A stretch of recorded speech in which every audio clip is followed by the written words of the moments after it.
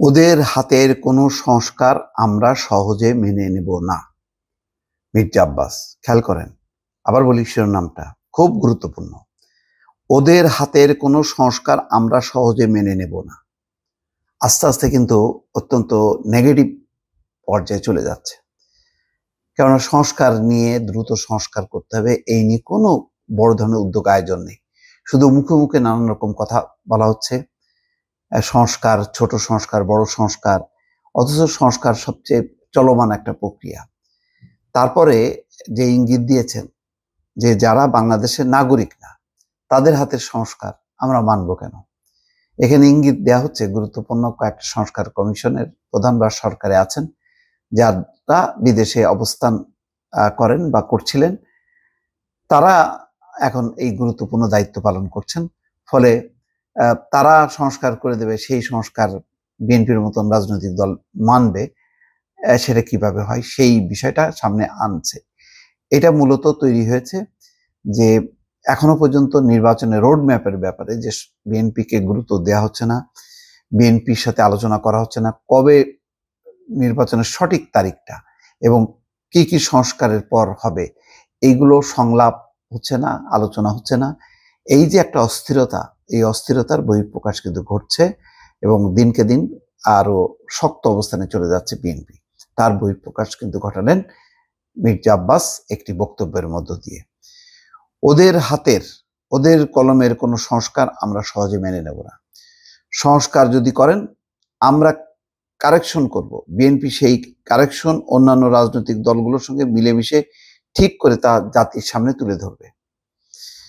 ওই সমস্ত তথাকথিত বুদ্ধিজীবী যারা এই দেশের নাগরিক পর্যন্ত নয়, তাদের দিয়ে আপনারা সংস্কার করবেন, এটা আমরা মেনে নেব না। গতকাল বিএনপি এবং অঙ্গ সহযোগী সংগঠনগুলোর ঢাকা মেডিকেল কলেজ ও হাসপাতাল শাখা আয়োজিত আলোচনা সভায় এবং ইফতার মাহফিলে বিএনপির স্থায়ী কমিটির সদস্য মির্জা আব্বাস এই কথাগুলো বলেন। বিশেষ কিছু দলকে সুবিধা দেওয়ার জন্য সংস্কার চলছে বলে অভিযোগ করেন মির্জা আব্বাস। তিনি বলেন, আমরা চাই নির্বাচনের জন্য যতটুকু সংস্কার দরকার ততটুকু করে নির্বাচন দিন। নির্বাচনের পর যেই ক্ষমতায় আসুক তাকে আমরা সালাম দিয়ে মেনে নেব। কোনো অনির্বাচিত সরকারের ব্যক্তির কোনো কথায় আমরা মেনে নেব না।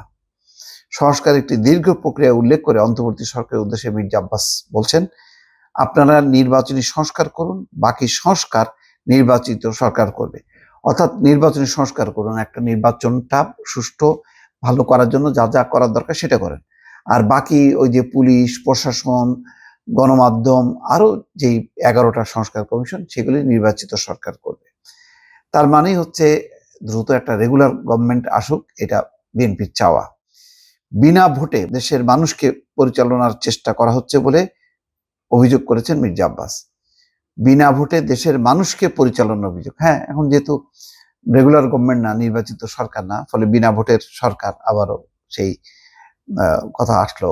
মানে বিএনপি, আওয়ামী লীগ হচ্ছে মানে ভোটের নামে তামাশা করে ওই বিনা ভোটে সরকার চালাচ্ছে, আর এখন তো ভোটই হয়নি, তো সেই খোঁচাটা তিনি দিচ্ছেন। তিনি বলছেন, কয়েকজন তথাকথিত বুদ্ধিজীবীর পরামর্শে দয়া করে অশান্তির দিকে ঠেলে দেবেন না।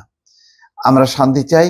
এদেশের মানুষ বহু জেল জুলুম সহ্য করেছে, আমরাও বহু জেল খেটেছি, আর জেল খাটতে চাই না। দেশটাতে বহু বছর পর ডক্টর মোহাম্মদ ইউনূস এদেশের মানুষের কষ্টে শান্তি এসেছে, এদেশের মানুষের কষ্টে শান্তি এসেছে ডক্টর ইউনূসের আগমনে। দয়া করে দেশটাকে অশান্তির দিকে ঠেলে দেবেন না। নির্বাচন অনুষ্ঠান নিয়ে রাজনৈতিক অঙ্গনের সংশয় সন্দেহ থাকার কথা উল্লেখ করে মির্জা আব্বাস বলছেন, নির্বাচন নিয়ে বহু কথা শুনেছি, কেউ বলছে নির্বাচন হবে, কেউ বলছে হবে না। আমরা কোনো কিছুতে বিশ্বাস করতে চাই না, আমরা বিশ্বাস রাখতে চাই ডক্টর ইউনূস যে কথা বলেছেন তার কথা রাখবেন। আশা করছি ডিসেম্বরের মধ্যে একটা নির্বাচন পাবো। আমরা দেখছি ডক্টর ইউনূসকে একদল লোক বোকা পেয়েছে, যা খুশি বলে যাচ্ছে, করে যাচ্ছে। ওই লোকগুলো যারা সংবিধান নতুন করে লিখতে চায়। অন্তর্বর্তী সরকারের প্রধান উপদেষ্টা ডক্টর মোহাম্মদ ইউনূসের উদ্দেশ্যে মির্জা আব্বাস বলেন, আপনার ডান পাশে বা পাশে যারা পরামর্শ দেয় তারা কারা? তাদের সাথে জনগণের সম্পর্ক কতটুকু? কয়েকজন তথাকথিত বুদ্ধিজীবীর পরামর্শে দেশকে অশান্তির দিকে ঠেলে দেবেন না। বিএনপির এই নেতা বলেন, সমন্বয়কদের একজন বলছে 5ই আগস্টের আগে বিএনপি এক দফার পক্ষে ছিল না। তারা নাকি বিএনপির মহাসচিবের কাছে গেলে তিনি জানিয়েছেন এক দফার বিষয়ে কোনো সিদ্ধান্ত নেননি। আসলে বিএনপি 17 বছর আন্দোলন করেছে, একটাই দাবি ছিল শেখ হাসিনার পতন। এটা মুখ ফুটে বলার দরকার নেই। তো আসলে এটা বিএনপিকে অন্তত মানে বিএনপি পতন চায় না, এই কথা যদি বলা হয় এটা খুবই দুর্ভাগ্যজনক হবে। বিএনপির যে ক্ষয়ক্ষতি 15 বছর ধরে হয়েছে সেটা ওই 38 দিন বা 31 দিন বা 36 দিনের এই আন্দোলনের এটা দিয়ে পোষানো যাবে না। আরো অনেক বড় ক্ষতি হয়েছে, দীর্ঘস্থায়ী ক্ষতি হয়েছে। 15 বছর ধরে জুলুম, নির্যাতন, নিপীড়ন সহ্য করা এটা খুবই কঠিন ব্যাপার। বিএনপির মতন দল এটা সহ্য করেছে এবং টিকে থেকেছে। আর ছাত্রদের অবস্থা কি হচ্ছিল শেষের দিকে, তো মানে ক্লোজ হয়ে যাচ্ছিল। পরে যখন নাকি সমস্ত রাজনৈতিক দলগুলি নেমে এসছে তখন কিন্তু আবার প্রাণের সঞ্চার হয়েছে এবং আন্দোলন বেগবান হয়েছে। যাই হোক, এগুলি আমি কাউকে খাটো করতে চাই না, কিন্তু বিএনপিকে যদি খাটো করা হয় অন্তত এই ক্ষেত্রে অন্যায় করা হবে যে বিএনপি শেখ হাসিনার পতন চায়নি। দর্শক ভালো থাকবেন, আল্লাহ হাফেজ।